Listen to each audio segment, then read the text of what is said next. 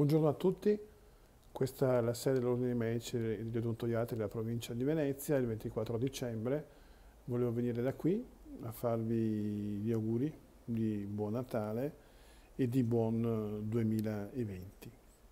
Il 2019 sarà ricordato come un anno sicuramente importante per quanto riguarda la categoria, per quanto riguarda la firma del contratto dei medici ospedalieri, il finanziamento per la medicina generale, ma soprattutto per quello che è stata l'inversione di tendenza di questo governo per quanto riguarda il comportamento nel sistema sanitario nazionale. Ci sono molte le promesse che sono state fatte nel patto della salute, tra cui quello di un finanziamento entro il termine di mandato che dovrebbe arrivare addirittura a 10 miliardi. Un'inversione di tendenza importante, quindi in cui noi crediamo fortemente perché grande la necessità di avere un servizio sanitario nazionale pubblico efficiente. Per quanto riguarda poi la problematica del ragionamento professionale, vi ricordo che c'è tempo fino al 31 dicembre 2020 per completare il triennio formativo precedente e quindi dovete seguire tutte quante le iniziative sia online che residenziali per quanto riguarda la formazione permanente.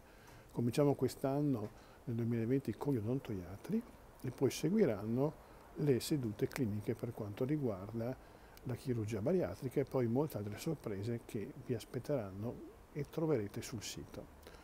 Un ringraziamento a tutto quello che viene fatto naturalmente a livello anche della Federazione Nazionale per quanto riguarda la difesa della professione con il Presidente Anelli e con la sezione dottore Maveroché contro le fake news a servizio del cittadino.